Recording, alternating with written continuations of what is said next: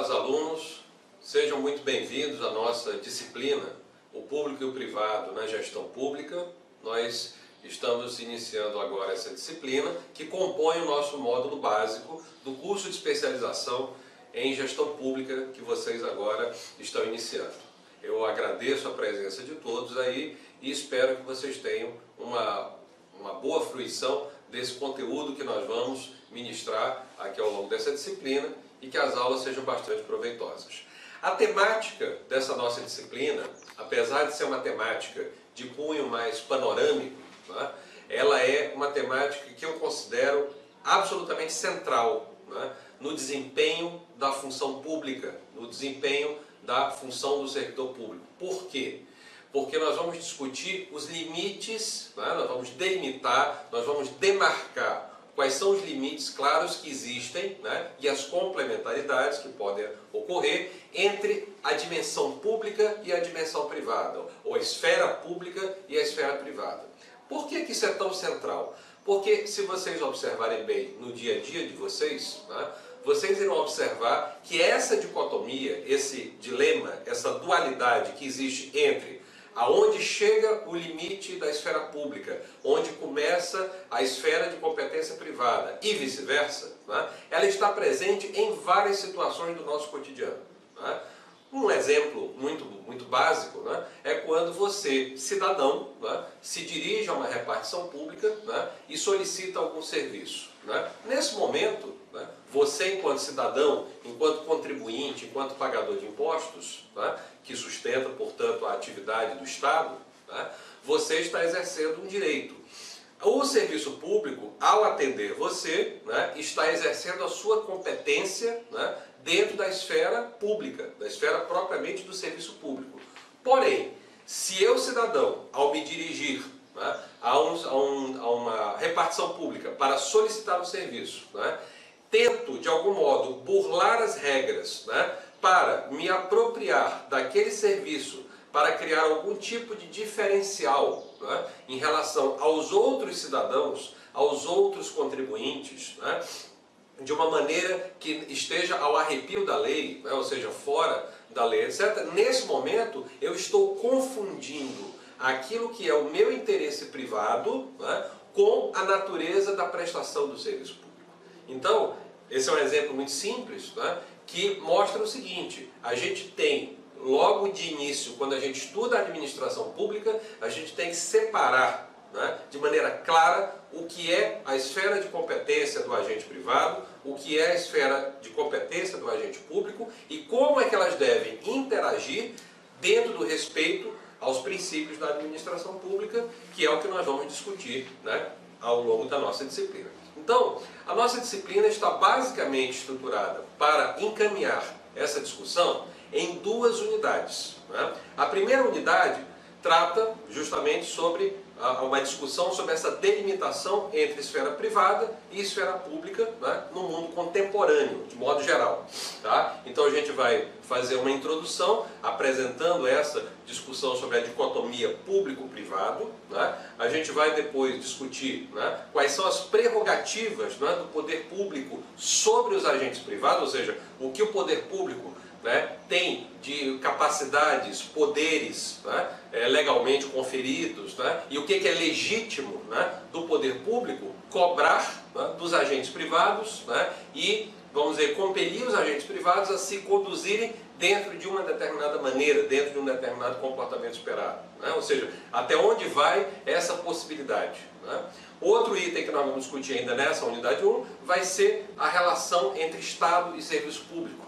Né? A gente vai tentar clarear, né, de modo assim, ainda de forma mais geral, mais panorâmica, né? Mas a gente vai tentar clarear quais são, digamos assim, os princípios e as características de funcionamento do Estado, né?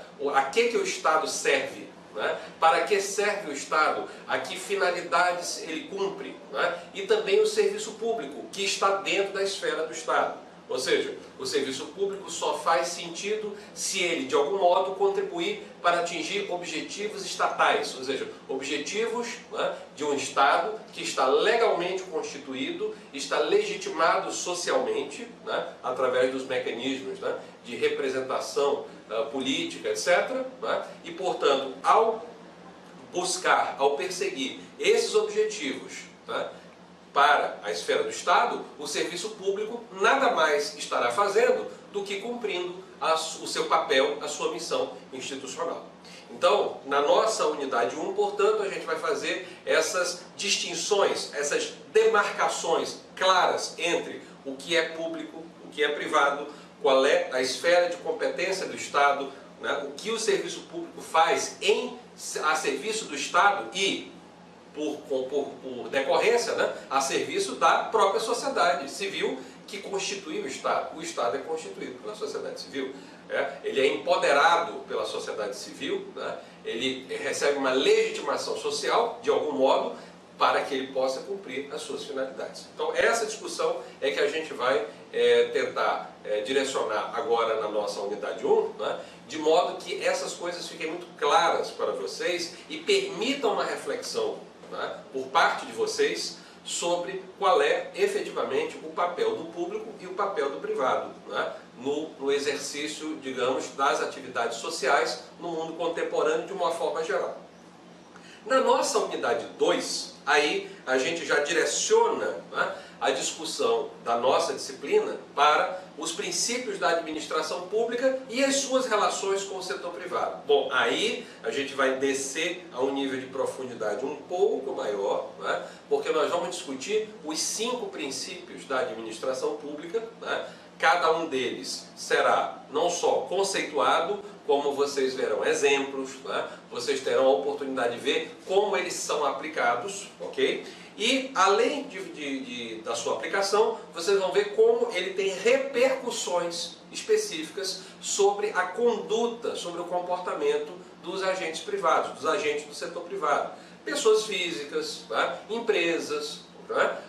Associações civis que são, de algum modo, né, impactadas, né, pelas ações do Estado. Né? Ou seja, quando o agente privado, né, interage com o agente público, né, em função de um projeto público, de um programa, de uma política pública, de uma ação, né, de interesse social, essa interação tem que estar pautada, né, por exemplo, por esses 5 princípios. E o próprio serviço público, né, na sua conduta do cotidiano, na sua maneira de se conduzir no cotidiano, né, exige que você se paute, que o servidor, né, seja ele do executivo, do legislativo, do judiciário, seja ele em nível federal, estadual, municipal, né, ele tem que se pautar, ele tem que se orientar pela observância desses 5 postulados, né, desses 5 vetores que orientam a administração pública. Quando a gente chegar lá, nessa discussão, vocês vão ver como é importante, né, a gente compreender de modo claro esses 5 princípios e como é que eles interagem entre si. Vocês vão ver que existe uma complementaridade entre os 5 princípios da administração pública. Por quê? Porque na hora que eu cumpro né, que eu estou cumprindo, né, ou tentando cumprir, né, de maneira bem efetiva um princípio, eu posso já estar, de algum modo, contribuindo para o cumprimento de outro, né, ou de outros princípios que estão envolvidos. Né? Então, um exemplo apenas simplório para não ficar no abstrato. Né? Um dos princípios que a gente vai discutir é o princípio da legalidade. Outro princípio é o princípio da transparência. No momento em que eu participo, por exemplo, de uma licitação pública, né, para comprar medicamentos, né, serviços, material de expediente, né, para a prefeitura municipal ou para uma repartição pública do governo estadual que funciona aí no seu município, né, nesse momento, quando eu tento observar a legalidade, isto é, quando eu tento seguir as normas que estão orientando os processos licitatórios na administração pública, ao mesmo tempo eu já estarei observando também, né, o princípio da transparência. Por quê? Porque uma das coisas que ficam muito claras, que transparece de maneira clara, né, na legislação que orienta a licitação pública, é justamente o princípio da transparência, ou seja, é você mostrar todas as etapas, deixar pública, né, deixar para conferência pública, né, para observação pública, né, todas as etapas do processo licitatório,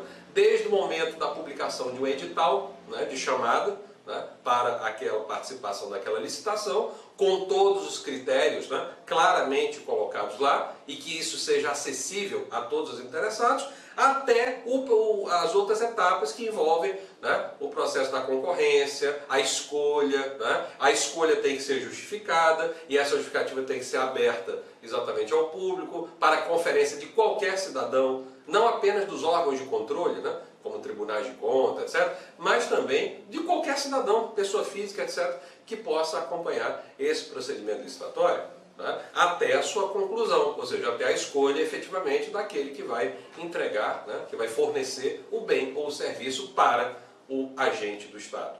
Então, esse é apenas um singelo exemplo, né, que mostra que os princípios da administração pública têm uma complementaridade entre eles. É importantíssimo que vocês observem, atentem para essa complementaridade, tá? Porque em conjunto, quando você tenta observar os princípios da administração pública, você estará prestando um serviço público de qualidade para a sociedade.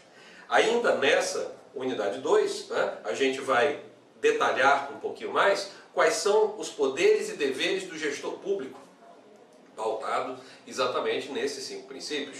Nós vamos discutir também os contratos, né, do setor público com os agentes privados. Tá? Então esse exemplo, né, do processo licitatório que eu citei é algo que nós vamos discutir nesse item. Né?